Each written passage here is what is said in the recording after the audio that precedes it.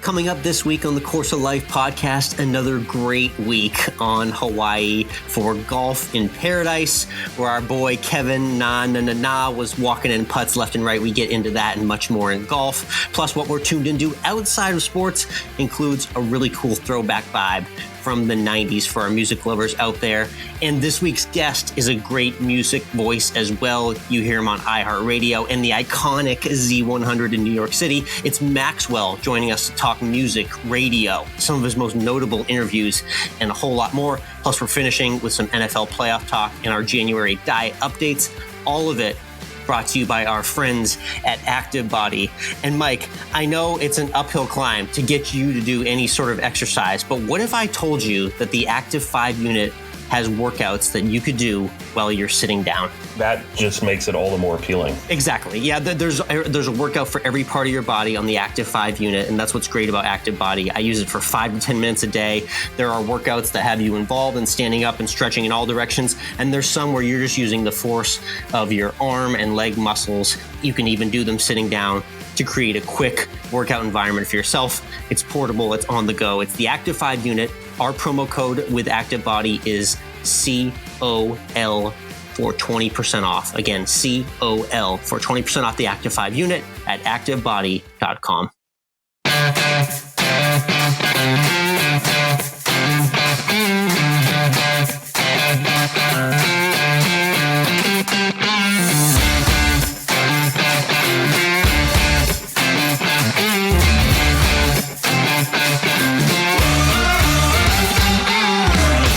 Interwebs, and welcome to Course of Life, part of the Morning Read Podcast Network. We are proud to be presented by our friends at Desert Fox Golf and Groove It Golf. I'm Michael, he's Alex. And Alex, putts were rolling in all over the place in Hawaii this weekend. Yes. And they were being followed by Kevin Na, who was able to birdie 18 on Sunday and secure himself a win. Yeah, stole the show there. Our boy Kevin Na, who I feel like has been kind of a bit of a theme on this podcast for no real great reason, but he's now won 4 seasons in a row on tour. He's certainly one of our favorite players on tour. I think, at least for me, he's one of my favorite players on tour. And I feel like last year, this time of year, around January, early part of the season, we were saying, Kevin Na, he's looking good. This could be his year. And then Corona happened.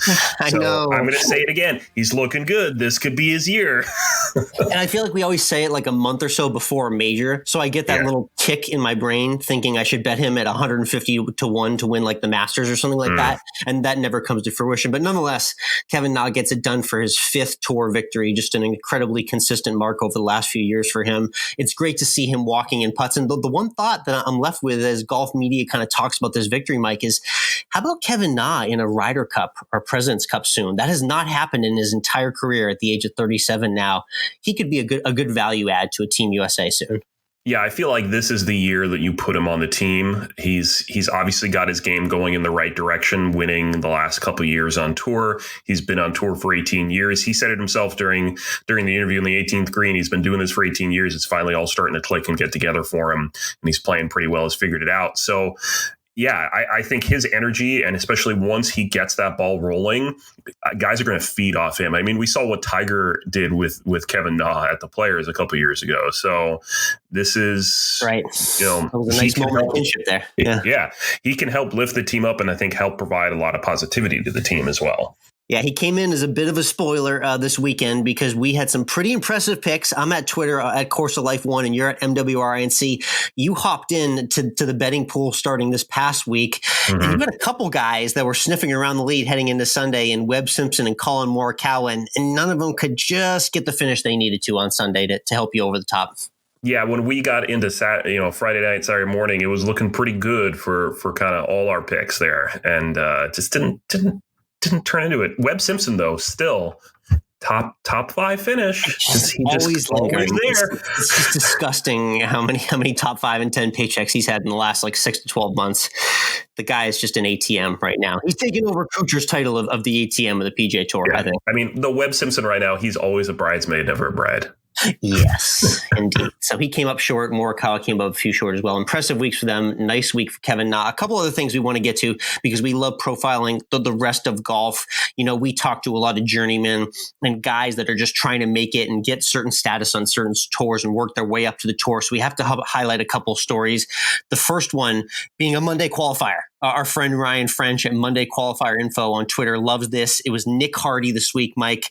He Monday qualified out in Hawaii for the Sony Open, made the cut with some late birdies on Friday, and then finishes with a top 15 finish, his best finish on the PGA Tour. Really good to see guys like that get their opportunity and make the most of it. Yeah, you know, this is one of the great things about the game is that you just need to have a good weekend and you can possibly win, or you can just have the weekend of your career. So to see someone be able to get that Monday queue in and then finish top 15, that's pretty amazing. It is. And the other one we have to highlight is Chris Kirk. This is a guy who has gone through a lot of issues off the course. He has battled with some alcoholism, some depression. He's had some substance abuse issues over the past several years. As a result, he had a major medical exemption, which is basically a pause on his PGA Tour status for that extended period of time where he got well, he got better. And now, as of last week's top 5 finish, he has now secured status again for him to continue playing on the PGA Tour. So great to see that comeback story from Chris Kirk as well, too. The things we like highlighting outside of the guys that take home the big money and the trophies on the PGA Tour weekly. Mm-hmm. And I think especially, you know, we talk about how golf is, you've heard all the time, golf is played between the ears more than it is actually on the course. So to be able to overcome your own personal demons and everything and still go out there and play, I think it's always inspirational. That's right. So shout out to Nick Hardy and Chris Kirk. Great stories there. Let's talk quickly about the vibes before we get to headlines and next week. It was great to see the surfers being featured prominently on the broadcast. At one point, I thought I was actually watching a surfing tournament with a side of golf. There was that much action on the waves, but I'm never against a nice beach waves, you know, sleep sounds, crashing water noise, right? That's good for everybody. It's always good. It's very soothing. Yes, and then Davis Love III also fishing after he missed the cut. They had the cameras rolling on him. He clearly didn't seem too phased at this point in his career. Mike, I think if you were Davis Love III and you had the golf career that you did, I think you'd be all right with a missed cut in Hawaii to spend a little extra time fishing on the water too as well. So I'm glad they got to highlight the important things. I mean, it's a business expense to get there and stay there. And then if you're not going to keep playing, you might as well take advantage of your business expenses. The amenities, right? You know, while you're there. It's like Exactly. Let's get into a headline that dropped this week, which is garnering a lot of attention. Of course, we all know that Justin Thomas dropped a pretty inappropriate racial slur during last weekend's Century Tournament of Champions. And over the course of the week, Ralph Lauren Polo decided to drop him. How surprising is it that a company that is known for sweatshops in third world countries is dropping one of the best golfers in the world for using an inappropriate word? Yeah, I'm glad you got to step 2 of this conversation because that is worth looking into. Thank you for still skipping over the obvious facts. So yeah, obviously Polo Ralph Lauren just trying to kind of like save a little face and try and look like you know the overarching, you know, bigger person here and dropping JT. But there's definitely some questions as to where that is all coming from. It was a headline that hit hard. I'm surprised. So JT's been on vacation this past week with his girlfriend. I saw on Instagram. So I'm thinking this week we're going to get a full statement from him. I think we're going to get the apology tour. I'm curious to see how that plays out over the course of the weekend because Justin Thomas really hasn't had to deal with a PR situation quite like this in his career. Mm-hmm. Yeah, I mean, here's what I thought was interesting is there was a tweet I saw the other day that was saying that if you mic'd up all the players on tour, you'd be hearing a lot of inappropriate words when they're missing shots. And we do hear it a lot anyway on tour. Yes. I think a lot of times they're just aware that there might be a camera nearby. And some of the big guys are just better at keeping it, not saying it out loud. So, and I mean, when I've never used that word when I'm on a course, but I'm certainly swearing at myself or you know, slapping my back with my iron or putter when I'm really mad at myself. So yeah, we don't like that particular F word that was said by Justin Thomas, but the other one, unfortunately, does slip in the heat of the moment. I'd be lying if I said I hadn't thrown one out on the golf course. So yeah, it's one of those things where like it's not great to hear from Justin Thomas. I'm glad he's going to be apologetic and he's already taking that route. I know he's going to because he's that kind of person. However, we got to look at a bigger sample size here and realize this is something that's pretty ubiquitous, this type of language. So the mics are always hot, Mike. The mics are always hot. You just got to watch out if they're these players, and you got to be more diligent now on the course. Yeah, and really the lesson here for Ralph Lauren is maybe try growing with dropping Justin Thomas too, if that's what you're going to do, and start raising your own standards on what is appropriate. We could all grow together. Maybe this is an opportunity for everyone to grow, and not just for everyone to point fingers. How about that? Yeah. Let's get into what's going on this weekend. It is the tournament formerly known as Bob Hope Classic. Now, of course, the American Express being played over at PGA West and the Stadium course. Still got good fields. I feel like we're getting good fields all the time right now. So definitely. Yeah. I noticed they made an announcement that Pebble Beach is not going to do the amateur side of their Pro-Am. So that field might get better too as a result, because there's a lot of pros that don't necessarily want to deal with that distraction and want to actually play Pebble in a tournament. So there's definitely some encouraging signs for these winter venues. Looking at Torrey, Waste Management's going to experiment with a small amount of fans. So we're going to get a trial run on how that goes in a few weeks. So there's definitely a lot of headlines starting with this week, Mike, and you mentioned it. Brooks Koepka, John Rahm, Patrick Reed, and a bunch of other guys are all in the field here. It should be a sneaky good week to watch some golf. Our former guest, Trent Feltz, if you want to check podcast archives, played this course. Follow him on Instagram, tfeltzgolf, and enjoyed a round out there as well. So I'm looking forward to the coverage. Yeah, it's early in the week right now, but who do you got? You got a podcast exclusive pick that you want to share? I do. Yeah. So full card will be at Course of Life 1. You and I will convene on there Wednesday evening and decide what direction you want to go in for your picks this week. But I'm going to throw a guy on there that kind of snuck onto the leaderboard a little bit. Patton Kizzire had a couple of bomb birdie putts on Sunday at Waialae, and I'm looking to see if he can maybe carry that momentum over to next week. So we'll see what kind of odds we get on him. But that's a guy to watch on my list. Again, my full card is going to be at Course of Life 1 on Twitter for my picks to win this week at the American Express. And then I'll throw a couple out there too, just because I don't know what I'm doing and I'm just trying to get into the party. So you came deceivingly close for week 1, Mike. You almost had that major league debut walk-off home run there. You almost had the moment. Should I be that guy this year though? And every week should I pick for the previous week's champ to repeat? So should I pick Kevin Na again, or do we think that's should I just stop that right now? You're basically rolling. That's called the Brendan Todd trend, because you remember he did that about a year or so ago. He did go back to back. So you would have been filthy rich off that. So if you want to give it a try, you can. It's up to you. We'll discuss later this week on Twitter. We will. Let's turn over to what we're tuned into outside of the world of sports and what we're turning our TVs or radios or phones or podcasts, whatever you're doing, whatever you're tuning into. There's a lot going on outside the world of sports. I'm going to let you go first because I got something that ties in very nicely to this week's guest. So what are you currently tuned into right now? What are you watching? Well, I certainly still need some escape from reality, because I think we can all agree that reality right now is just it's just a little batshit crazy. Yes, it is. Yeah. So I've decided to I'm rewatching right now because we just got HBO Max. So I'm rewatching Westworld. So talk about batshit crazy stuff going on. Westworld, batshit crazy. Yeah. So when you do a rewatch, what do you like to kind of focus on? Are you more kind of like looking for like certain moments in each episode? Are you kind of looking to read into dialogue a little bit more deeper and find out more about certain characters? What do you look for in a rewatch? So in Westworld, because it's the season 1, all the seasons really play a lot with time, and there's big twists that come at the end. I'm trying this rewatch. This is my first full rewatch of season 1, at least, and will be my first rewatch of season 2.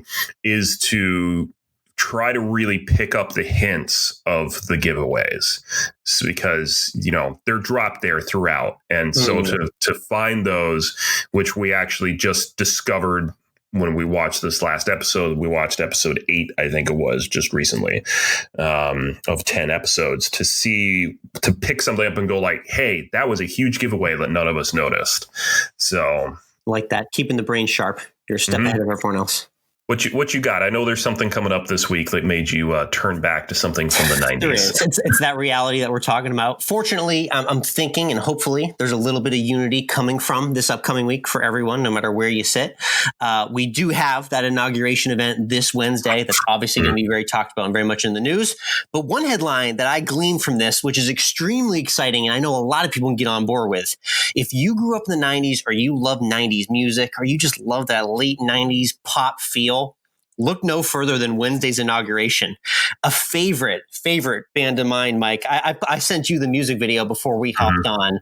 The New Radicals. This is a classic late 90s band. They only put out one album. My dad gave me the CD and I still have it to this day. The New Radicals, You Get What You Give. This band is going to reunite for the first time in over 2 decades to play that hit song because it is the walk-up music for what's our nickname for Doug now? Kamala Harris's husband, Mike. This has been big in the debate. He's the second husband. The second dude is what I've heard a lot. Second man, second gentleman, whatever you want to call it. It's his walk-up music. So New Radicals having a 90s pop music reunion to play You Get What You Give live for the first time in over 2 decades. I'm going to be tuned in on Wednesday for that moment specifically. That'll be great. Great song. Great song. If you haven't watched the music video too. As soon as it came back on, I don't remember the name of the bands. I hardly remember the name of the songs. But as soon as I started listening to that song, within a split second, it's like, oh yeah, I know this song. The song's exactly. Great. It's one of those like hits you in the feels songs. So take a look at the music video for the New Radicals. You Get What You Give and get pumped for that performance, which is definitely going to circulate the internet later this week. Watch on Wednesday and Thursday. Twitter's going to be like, oh my God, I totally forgot about this song. But this is so great. Where are they? I'm like, well, you don't want to look into why that band quit, but it's good to have them back nonetheless. That's right. Let's change gears, Alex. Do you remember back in the day when we actually played music on a radio program? Because we did this. Yes, we're now deep into our 30s, and that was back when we were teenagers, Mike. Yeah. This was back when we first got started at Quinnipiac University's WQAQ radio. 91.1. Shout out. Yeah. Shout out to them. And so this week you reached out, you got in touch with another radio DJ, Maxwell, from a station that has a little bit of a bigger reach than what we had at QAQ, Z100 in New York City. Yeah, the iconic Z100. This is basically like the official, essentially top 40 radio station of iHeartRadio, broadcasting from the top of the Empire State Building, one of the biggest signals in the country. They put on the Jingle Ball every year in New York and lots of different concerts throughout the year. And Maxwell is a staple there. I've listened to him for years on the radio. He's got an awesome radio delivery, which I know you love hearing his DJ delivery. He talks about some cool interviews. Justin Bieber, Selena Gomez, all sorts of huge megastar names brought up in this interview that I never thought I'd get to talk about. But here we are, and a great conversation with Maxwell indeed. And we will get to that conversation in just a moment. But first, as always, we want to let you know about our friends at Groove It Golf, makers of the Groove It Golf Brush. New Year's resolution, Alex, keep your club face clean. Yes. In 2021. You need those grooves to give you consistency and control, and the Groove It Golf Brush will do that for you. It's got a built-in pump that sprays water cleaning solution right onto the club face. It's got detachable magnets, so you can pop it off the bag, bring the brush to the club instead of the club to the brush. Plus, it's got a 3-year bristle guarantee. If you can wear out the brush head cleaning your clubs in 3 years, send it back. Groove It will give you a free replacement. So using the Groove It, you'll get the spin, trajectory, and consistency you're looking for. So head on over to grooveitbrush.com and get your Groove It brush today.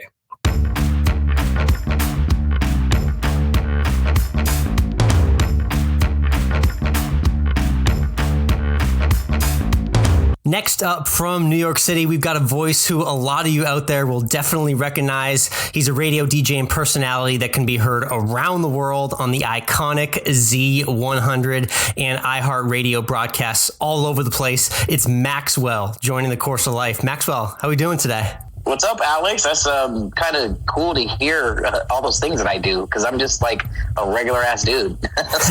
Thank you, bro. Definitely, man. It's almost like I said before we hopped on, I feel like we kind of go way back. I've never met you, but I've spent so much time with you, Saturday nights and whatnot on the radio and TV and all the iHeart work that you've done over the years. What's that like, kind of knowing that you have that like semi kind of anonymous connection to like millions of different people that have listened to you over the years? It's so weird. I've got to be totally honest with you, because, for the most part, it is an audio medium, when we're talking radio. But as we go back, you and I's kind of, distant friendship, relationship, our listenership, you've been a part of the evolution of it becoming more social media driven, more multimedia driven. So I can still navigate kind of like a Ninja Turtle, under the, underground of the sewers. But then as we started to really kind of get involved and adapt these different forms of Skypes and Instagram, Twitter, all the different social media platforms, it's kind of weird to think that people know who I am in parts of the world that I've yet to visit. So that's kind of cool, dude. It's mind blowing, but it's really cool. Definitely. I'm listening from Austin, Texas, on the iHeartRadio app all the time, and have loved following your career over the years. Our genesis for our podcast, specifically with myself and my co-host, who's not on today, but we're radio guys. We turned to each other freshman year in college and lived one dorm away and said, hey, you want to hop on the radio and, just talk sports and play the music we like? And it's grown to what we're doing now with the podcast. What were your first memories of like radio, and when did that radio dream begin for you? Wow, dude. My first memories of radio really go back to when I was like listening as a kid, growing up in San Diego. It's funny because you just really kind of blew my mind with this question, because I just recently, sitting at home on YouTube, watching, a bunch of videos, and I stumbled across a whole bunch of video air checks from jocks from back in the day. Like, there's just so many of those different iconic DJs who I remember growing up listening to when I was younger. There's people I remember being a part of Big Boy's first listenership when he was with Power 106 in LA. Love that. Other DJs. I think there's a dude named like Theo who was on the air on Power 106 that I used to be able to hear from San Diego. And there was like JoJo Kicking Kincaid. You know what I'm saying? Like, there's so many of those dudes that I remember being a kid kind of listening to vaguely, and then always being interested in it, but really not fully grasping the whole concept of it actually being like a career that I could really follow or thrive in until I was in college, So, it's a two-parter answer to your question. Like you, I was a college dude who kind of was like, all right, I like this radio thing that's happening. I went to school in Central California, at Cal Poly in San Luis Obispo. Oh, okay, cool. And I played college football, believe it or not. I'm a small dude. I'm not the biggest dude out there. What position did you play in college? I played wide receiver. I was, nice. I was like a slot, slot back, slot wide receiver. I was a, short, shifty kind of a dude. But then I realized that the NFL wasn't looking for a 5'7", 165 pound, wide receiver. So I better think of a different career path. And then I kind of started to fall back on like some of those ideas of, man, I really love music. I loved the idea of entertaining, and I loved the feeling that I got when I listened to radio as a kid. There was a buddy on the football team with me who actually was on the local radio station in San Luis Obispo, and I kind of bugged him for a bit to get a meeting with his program director. And, and as they say, the rest is history, man. It just was really kind of that.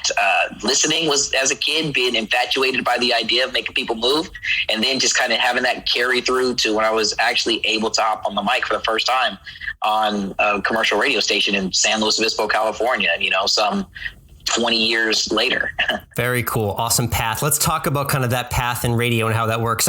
I went to school kind of in that realm for broadcasting and journalism. I know there's tons of movement, city to city, market to market when you're young, starting out. I know the first spot where I kind of saw you land on a big stage was Q102 in Philly, but just talk a little bit about the movement in the industry and maybe the different spots you were and kind of what that path was like to get you to Q102 eventually.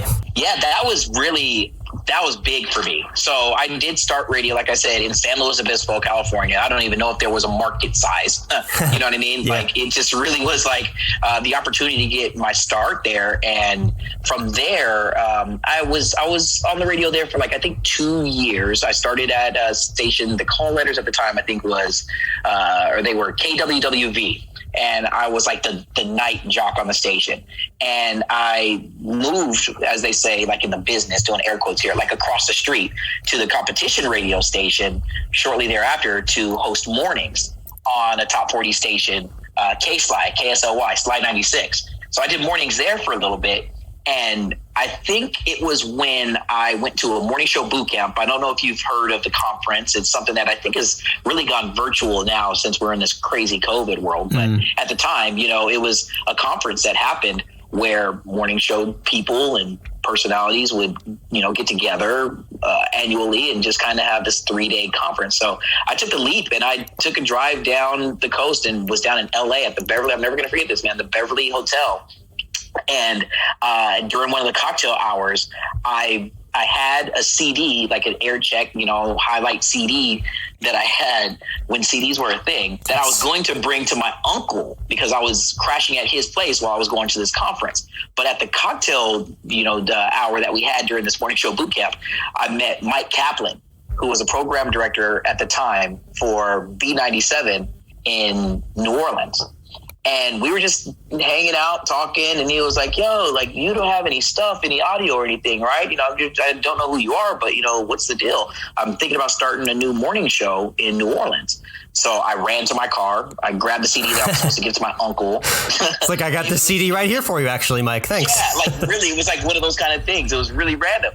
And, you know, fast forward to, you know, maybe about 3 months later, he was like, look, I want to bring you out to New Orleans to host mornings with a couple of people that I have on the staff. So, yeah, so I went from San Luis Obispo to doing mornings in New Orleans, was there for a little bit before I moved over to do nights and really started to get into the programming world at, KSMB in Lafayette, Louisiana, about 2 hours west. Hung out there, did nights, and became the APD and the music director at that station for about 2 years. Shot up from there because a buddy of mine who I was working records with, or who was one of the record label reps in the region, had a buddy that was programming WNCI in Columbus. And they were looking for a new night job. And I just so happened to be that guy that fit the mold. So I shot from Lafayette to Columbus, Ohio, hung out there for about another 2 or 3 years. And I was unfortunately one of the, I guess, things that a lot of radio people kind of went through in 2008 was, you know, when the market was crashing, right. when, you know, jobs were, I was a part of that cutback. I was a part of that, hey, man, your job is gone. Kind of similar to what a lot of my colleagues are dealing with now, unfortunately, you know, with this whole 2020 and 2021 being just such a shit show, part of the language. All good, yeah.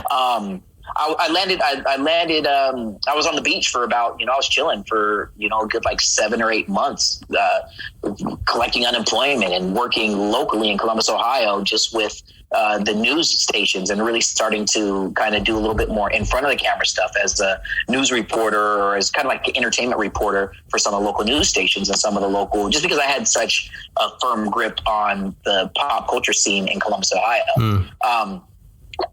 And after, you know, doing that and floating around for a little bit, you know, I really had that call that changed my life. It was when I had the chance to talk to Romeo, to hop on the phone with Romeo when he got the job to program Q102 in Philly. And it was just like the coolest convo because I quite literally was in New Orleans, just visiting family and friends. It was Mardi Gras. I had a giant daiquiri in my hand, getting wasted. And I get this phone call from Romeo, you know, and I'm thinking, holy crap, this is like a radio icon to me. Yeah. Someone I've always looked up to. And to have a conversation on the phone with him, and he was just like, dude, you're in New Orleans, Mardi Gras? He was like, dude, what the hell? Hang up the phone with me and go party, dude. We'll talk another day. And I'm thinking to myself, like, what did I just destroy an opportunity? He called me a couple of days later and offered me the job to be a member of the Q102 squad. And that's where Saturday Night Online started. That's where we really saw my career kind of take off. And, you know, to fast forward even further and to wrap up this little bit of my, radio journey. Love that. California, Louisiana, Ohio. I'm counting all the states right now. Yeah, I definitely have lived, as you said, it's one of those, you go where the gig is. And it landed me. And once I got to Philly, I kind of knew that, listen, Z100 is right over there. This is where I've always wanted to be. This is what I want to go for. And I was lucky enough to learn from someone like Romeo, along with all the other program directors that I learned from. But I learned a lot at Q102 that landed me the opportunity to be here hanging out and doing what I love to do on the biggest radio station in the world, Absolutely. I love that context. And so you dated yourself a little bit with the CD samples that you gave to the boss. I'm going to date myself with the Saturday Night Online references, that show that you referenced that you started hosting, essentially the Saturday Night Radio party show that kind of went through the entire social revolution, like you talked about at the top with Romeo, back when it was the Twitter mix and not the TikTok mix, back when you guys had a Ustream chat room. These are apps that a lot of the youngins might not even know right now. That's how fast things move. But just tell me about the origins of that show and kind of, I just want to reminisce as a fan really on the beginnings and how that show kind of got going with you and Romeo hosting. I'll tell you, Romeo is the genius behind it all. He saw something years before anyone else did. And I remember the very first kind of mission statement of the show was, music is global. We understand that there are fans of a lot of these artists that we play and some that we don't get the opportunity to really play on a top 40 radio station here in the States. But we know that they have fans everywhere. If they're going to go somewhere to find this content, why not make it here, our show? Why not make it Saturday Night Online Live? Like, why should we allow them to play in somebody else's sandbox and not ours?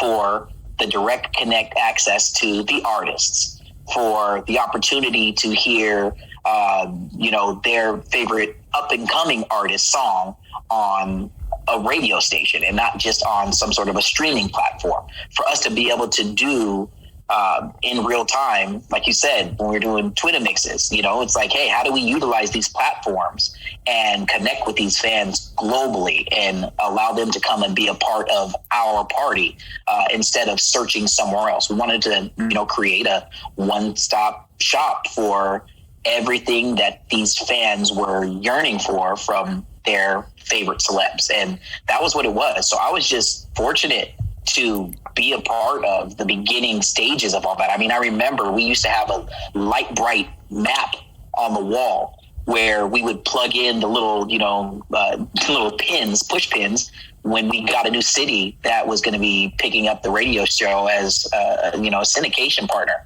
Yeah. And I remember one of the first celebrities that came into the studio and sat in live with us to do the interview was Ed Sheeran. And I'm not going to ever forget this. And he looked at this map that we had, and there was only about 12 pins in this map. And he was like, holy crap. Like, you guys are on all of these stations? And we were like, yeah. But now you fast forward to where the show is and how it's evolved to Most Requested Live and, over 160, 170 something radio stations across the globe. I mean, it's just like, wow. So, I got to give it all up to Romeo. I mean, that dude was light years beyond. He's gosh, man, he's the Yoda. You know what I'm saying? He knew it. Love that. Great. Shout out to Romeo as well, too. He does a great job hosting in addition to yourself, the brains behind it all. It's now Most Requested Live on every Saturday night on, like you said, 160, 170 different iHeartRadio stations. So definitely tune in. I love that you guys play the most requested songs, and it's really cool to kind of see the pulse of where the fans are, which is what you guys do on that show. Talk to everyone who doesn't know about like the ravage and the power of the fans on social media. I see when you guys throw a tweet out, hey, just a real casual treat. What song do you guys want to request? Explosions everywhere on social media from different fan bases around the world. How like virtual is that right now? It's everything. I mean, like I was saying, the most important thing that we can do is service the fans. Without those fans, the artists don't get the success that they have, and without them being able to really, support those artists in that way. And now, when everyone is less than 6 degrees of separation, just through our cell phone and social media and other platforms, we've always, with this show, wanted to be that place for everyone to go. I mean, it was just such a thrill in the beginning stages of the show to watch the number one trend global be something like One Direction on SNOL, right, or for us to see something like Romeo play fill in the blank song to be the top trending thing on Twitter in a country like, gosh, man, in Italy, in Malaysia, in South America, in cities like Brazil, places where fans are tapping in. We just wanted to be able to be that place for them to support their favorite celebs and just really be that, again, like I said, that one-stop shop for them to get the artist interview content that they don't get elsewhere, for them to be able to show their love and support, for everyone to have a stadium to show up in and root their favorite team on. Let's make it our home stadium and not someone else's, so it's really such an amazing thing. And it's a crazy rush of adrenaline when you see that alert pop up. And I remember every weekend we would get so stoked. Oh, we're trending #1 now in Tokyo. Like who does that? Yeah. You know what I mean? Like, are you kidding me? You know what I'm saying? Shout out to those K-pop fans too. They go hard. Yeah. In a real special way. All the fans. I mean, it just was like so cool. It was so amazing for us to see artists like, I remember early artists like, being there for the beginning stages of artists like Austin Mahone and Cody Simpson. And when Zendaya was popping off her music career, like the only place that you could go to get an interview, to request her song, to hear her song was on a Saturday Night Online Live or a Most Requested Live radio show. And we really wanted to be that for the fans because we knew that those fans deserved it. Love that. Let's talk about some of the interviews that you've done. Again, it's in Maxwell's house on IG. Talking with Maxwell here with iHeartRadio. You've talked to a lot of different people in pop music, pretty much everyone under the sun in your years of experience. We've seen you at the Z100 Jingle Ball and Wango Tango and all that sorts of stuff for iHeart. Let's get into a few different notable people that you've interviewed, though. You do a real great job kind of opening your guests up, and they feel very comfortable around you. So that compliment goes to you. Notably, in your interviews with Selena Gomez. Tell me a little bit about your relationship with Selena and how far back you guys go. Oh man, gosh, I'm so glad that you asked about her because she is one of the most genuine people that I have the utmost respect for, reverence for. She is the most passionate person when it comes to giving, as much as she physically and emotionally can through her music and just through a lot of the different endeavors that she has. And I remember one of the first interviews that I had with Selena was, believe it or not, I think I found the audio while I was sitting around my house going through a bunch of crap, and the video too during this quarantine. Nice. Was when she was invited, and we had her while I was working at Q102 in Philadelphia at her very first Jingle Ball. I mean, it was like crazy. I'm sitting down on the couch having an interview with Selena, and I found this video, and she was like, my gosh, this is like so exciting to me. This is like my very first Jingle Ball that I've ever done. And I was like, just now after watching this video thinking like, man, this is something that's so cool. So our friendship goes back then. And, I really just always with her, with any other artist that I get the chance to talk to, is approach it. I mean, they're a buddy of mine. They're a friend of mine. They're somebody who I respect. And, I try not to, I try not to lose sight of that. I mean, they're a human just like I am. And if I could, put them in a place, or if they can be in a position where they just feel comfortable and not bombarded or not, ganged up on, or, I'm not the Barbara Walters of radio. I'm not trying to be, anyone other than myself. Right. I just want to treat the person who's sitting aside from me or sitting across from me, as just a genuine, regular human being. And I find by having those kind of conversations, that's where I'm able to get the most information from that person, whether it's Selena Gomez, Ed Sheeran, Justin Bieber, Lady Gaga, Katy Perry. I mean, and another thing that I never forget is that it's a very small industry. It's a very small world. And I'm going to see these people. I would hope to see these people and be able to have more interviews with these artists again. So the last thing that I want to do is to ever put them in a position where they feel uncomfortable sitting across from me, because then it's just going to make that ask a lot more difficult when I want to get the chance to talk to Harry Styles about his brand new album that's coming out again, because he's going to remember, you know what, I don't want to sit across from Maxwell because he's that dude that kept on asking me about a 1D reunion and how I really feel about, Zayn not being a part of the group anymore. I'm not that guy. You know what I mean? And it's just not fair for me to put them in a position that makes them feel anything less than comfortable. I appreciate that. So you mentioned Selena Gomez, obviously. Got to bring up Justin Bieber, who you segued nicely to. You had a really funny moment with him that went pretty viral back in your Q102 days involving him and Kim Kardashian. For people who don't remember and are just kind of rummaging through their brain on that moment, I want you to take us through what went down there with the two of them. So that was pretty funny. It was at our Jingle Ball show, and there was a moment where just before he came to Philadelphia for our show, he was having a little back and forth conversation on Twitter with Kim Kardashian. And he admitted to her, I think, that he had like a crush on her, that he loved her. Yeah. So I remember that moment sticking in my head as we led up to the show. And this was funny because Romeo was a part of this decision also. We were thinking, like, how can we make him feel more comfortable? Or what is that we can do to just have some fun, to lighten up the mood a little bit? It's Jingle Ball. And we were like, let's give him a gift. And we were like, okay, so what is that we can give him a gift? It's Christmas, the holiday season. And it just, all of a sudden we were in our meeting and I was just like, yo, what if we like get him like a giant cutout of Kim Kardashian? Because I know he loves her. How awesome would it be if we did that? And it was like, oh my God, boom. So we had to, and I think this idea really came up maybe 2 days before the Jingle Ball show.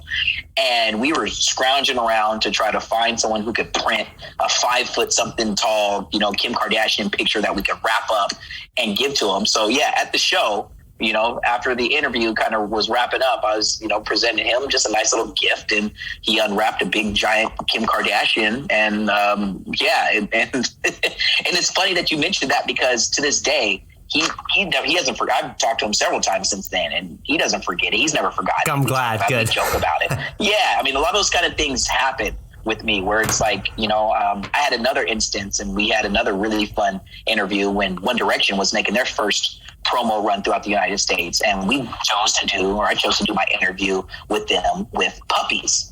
And we worked with our local adoption agency, and they came and they brought like 3 or 4 puppies. And while we're doing this interview with Mundy, they're sitting there holding puppies and singing with puppies. And I'm telling you, I've had so many conversations and just personal hangs with each one of the guys from the group in different occasions. And there is never a time that any of them do not mention the fact that we very first met hanging out with puppies, and, puppies peeing on the carpet, and, we almost adopted this puppy, or like, dude, Max, do you remember that time? I mean, it's the funniest thing, and it's the most genuine thing, because at the time, it's just like, yo, I'm a guy, you're a guy, you know what I'm saying? I like puppies, you like puppies, let's just, let's do it. And those are those moments that I just really love to have with a lot of these celebrities, because it just allows them to lower the brick wall a little bit and just be human for that little bit of time. We're all about kind of just taking a slightly different angle to things and approaches on conversations. And that's great, because they're going to have 100 ordinary interviews, and they're going to have one with puppies, and they're going to remember that one with puppies. I appreciate that. And I'm talking quite literally, dude, like 15 years later, however long it's been, 10 years, 12 years. I promise, I've been in pubs with Niall Horan slamming back beers, and we're talking about, you remember that time when that puppy peed on my foot? I'm like, dude, yeah, of course I do. Love Niall. He's a big golfer as well, too, which we love talking on the podcast. Yeah. Cool guy. Awesome. Yeah. So I guess my one question for you, you've clearly interviewed everyone in the industry.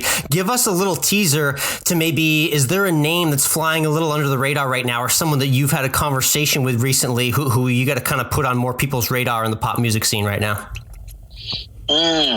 If I would say anyone who is kind of bubbling and who I'm looking forward to the world getting to know a little bit more. She had a pretty amazing, end of 2020. And I think 2021 is going to be pretty big for like Tate McRae. She's an up and coming superstar that's just like, wow, dude, more talent than I think any one person should have. I mean, her dance career, if anybody really remembers and follows who she is, it goes back to when she was like, 12, 13 years old. But as a musician, she's pretty freaking talented. So I'm really excited for the world to get to know a little bit more about her. Just recently, as we're sitting here chatting, I didn't even realize that this record was going to be as big as it is, but it's a special song. But Olivia Rodrigo, who is a breakout star from the Disney Channel, and she's been a part of High School Musical, the musical, the series. She's got a song right now that is just like, it's called Driver's License. Anybody that knows or has listened, yep. I can't even tell you. It's through the roof, but just her I had the chance to talk to her a while ago. I want to say, man, going back to early, gosh, man, not even last year. I think it was like 2019 when she was hanging out with us in the studio, and she had some amazing music even then. So her career is just about ready to skyrocket. And man, there's so many. I mean, and there's probably 15 people who haven't even put their very first song on TikTok yet to blow up that I can't even mention. So I mean, the game is always changing, it's always evolving. But those are the two that kind of stick out in my mind as hey, be on the lookout for them. They're gonna be names in the game, for a little while. Like that. Again, we're with Maxwell, iHeartRadio, Z100 in New York as well. Let's take the last 2 minutes of our chat to keep it 100, which I know you like doing in a lot of your conversations. Okay. Yeah, dude. So we're going to do a little 2-minute drill version of this. I got about a handful of questions for you. We'll first start off with an easy one though. Well, what's the current hashtag Maxwell approved jam that we need to know about right now? Wow. Okay. I'm glad you're saying that because I'm about to drop a new addition to the playlists. But I got to say right now, I'm feeling the Olivia Rodrigo driver's license for sure. The song is so emotional. It's great. It is for real. And then I mentioned it a little while ago. We're big golfers on the podcast. You've done some beers with Niall Horan, who's a big golfer. I'm curious for you, maybe on a 1 to 100 scale, what's your golf game look like these days? You know what? I can get to a driving range and I can grip it and rip it. Not even gonna lie, it took me a while to learn because I was a baseball player throughout most of my adolescence. But when it comes to like short game, horrible. Terrible. Yeah, man. Takes a lot of touch. It's a lifelong progress to get seemingly nowhere with my golf game. So I feel you on that one. And then Maxwell, I know you worked and do some time with Nick Radio as well too. We just had a Nickelodeon NFL playoff game, which was a fun broadcast to watch. There was some slime there, and I know you've gotten slime too. What's it like to get slimed? What does that feel and taste like for everyone who wants to know? Yo, it is first off the coolest thing ever. It feels like you got sneezed on by a T-Rex. The taste, there really is no taste, believe it or not. But when you talk about what the emotional feeling is like, it's a childhood dream come true. That's the only way that I could put it. It is. If you're 80s, 90s, anything kid in that generation, you get slimed. You're privileged for sure. I love that. Yeah. And then our final question, we love to ask everyone. We typically call it our 19th hole question for the golfers that come on, but for the DJs or someone in New York City like yourself, which is just an amazing food city, you have endless options like to go out. If you could take someone who's a guest in town out to a dinner for the night, what kind of dinner and drink are you looking to get them in the Big Apple? Okay, the Italian food out here is I mean, it's chef's kiss, so you're talking about like, man, if I'm really trying to ball out on like maybe I'm taking a girl out on a date and I'm like trying to impress, I'm talking like, we'll do maybe like a Cipriani's, which is just like a beautiful, just the pomp and circumstance that goes along with that. If I'm talking about like a drink, type of a thing, maybe after we leave from Cipriani's, we might, make our way somewhere around the Lower East Side, find a nice little dive bar. The places are endless. You can pop into anyone and find a nice craft cocktail, you know what I'm saying? And then, if I'm trying to like top it off with like a little sweet, like a little dessert at the end there's a bakery that's one of my favorites that's here in the city. It's called Gooey on the Inside Cookies. This place does cookies the size of your face that will make you want to just curl up and sleep inside a chocolate chip pillow. Like I'm telling you, like it's yeah, dude. So there you go. There's so much good food here. Sweet, delectable. That's amazing stuff right there. I like that. Gooey on the inside. Love it. Thank you, Maxwell, so much for joining. Again, it's most requested live Saturday nights on the iHeartRadio app, 160 something stations and around the world. Looking forward to hearing you more on the air, and best of luck with everything this year in 2021. Yo, Alex, I can't appreciate it anymore, man. This has just been like the coolest thing, dude. Usually I'm on the other side of these kind of conversations, so you did a phenomenal job. This is super dope, and to anyone who's a fan of the pod, keep at it because you're crushing it.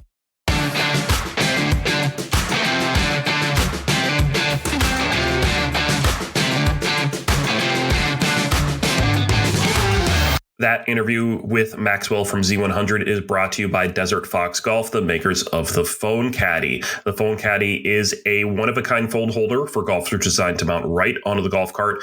It works seamlessly with really almost any phone model and Velcros onto the cart in seconds. Keep your yardage and scoring apps at your fingertips, change music, answer calls and texts, and more, all with the Phone Caddy. It's the most functional way to keep your phone safe and ready on the course at all times. And for our listeners, you can save 20% off your purchase with the promo code Course of Life. Again, that's 20% off any Phone Caddy, including their patriotic line, typically excluded from any deal, with promo code Course of Life. Again, that's 20% off your Desert Fox Golf Phone Caddy with promo code Course of Life. It's at desertfoxgolf.com, promo code Course of Life for 20% off. Head on over to desertfoxgolf.com and get your Phone Caddy today.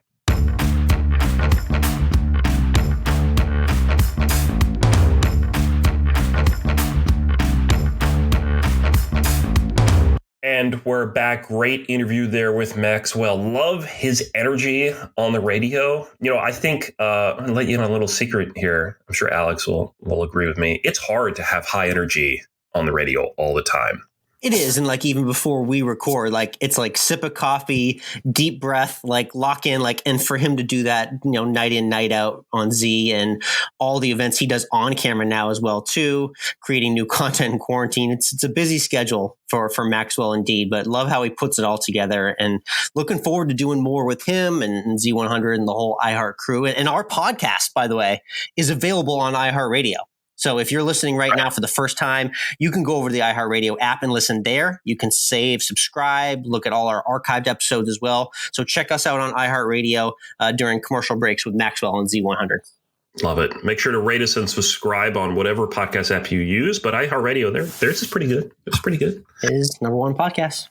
Let's talk about the NFL because Alex, how does it feel to see Tom Brady just continue to roll and win and march his Buccaneers toward the Super Bowl? I mean, this is my nightmare. I've said this time in and time out. Everyone's laughing now because they're just waiting for me to say that word. My nightmare is now coming true. I said this weeks ago. He's going to go on an improbable playoff run. He's going to mow through Drew Brees. He did. Next up is Aaron Rodgers at Lambeau Field. No one in the world thinks he's going to win that game. I mean, you feel what's happening here. It's like a snowball going downhill. That's hard to stop. I was the most wrong person in the world about Brady and the Bucs. I thought they'd go 7-9. That did not happen. I thought they'd get eliminated in the playoffs early. That did not happen. And now I'm full of regret, remorse, and wondering why we did what we did as Patriots fans. Well, it's interesting that, and you would know this pretty well as well. The Patriots and Brady, even as they kept winning Super Bowls, were the underdog. They liked playing this underdog role. And I'm sure a lot of that Brady is feeding off of this feeling of, again, being an underdog. He's not a favorite. Yeah. Chip on your shoulder. I'm in Tampa now. What makes anyone think I can win with the Tampa Bay Bucs? I'm going to show you what makes everyone think I can win with the Tampa Bay Bucs. That's kind of his attitude right now. It's going to be a big test playing in the cold in Green Bay against an Aaron Rodgers team that's pretty hot. But, again, I've been on the other side of this for 2 decades. Not placing $1 of my money on the Green Bay Packers next Sunday in that game, because I know exactly what this story looks like. I've been here on the other side for this story for too long. I just know that that's going to be a thriller of an NFC Championship game with the Bucs and the Packers to see who goes to the Super Bowl. We will keep an eye on that. Also, over in the AFC, let's talk about the Browns season coming to an end. Was this game stolen from them? Yes, it slightly was. I mean, and you think about the odds of Mahomes getting concussed and Chad Henne having to walk into the game and be the hero for the Chiefs.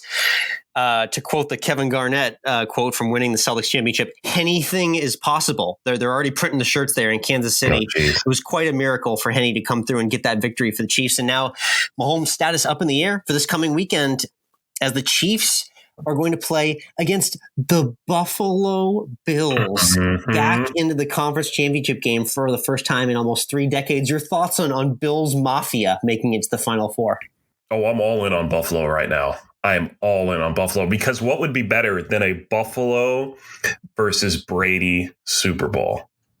It would be interesting because the Bills, that Bills team, right as it stands, has played Tom Brady in a Tom Brady offense forever. It's almost like the most familiar matchup in the world, despite the fact it's the Bucs and the Bills. If that does come to fruition, there's a lot of potential storylines. And then if you just flip it, Mike, if you flip it, you get Aaron Rodgers versus Patrick Mahomes. So like, no matter what kind of equation you want to do for who wins these games, you're going to get a fantastically intriguing matchup in this upcoming Super Bowl. Not to mention, the Super Bowl is in Tampa Bay. Like, there's all sorts of narrative going on here in the next week based on what happens in these games.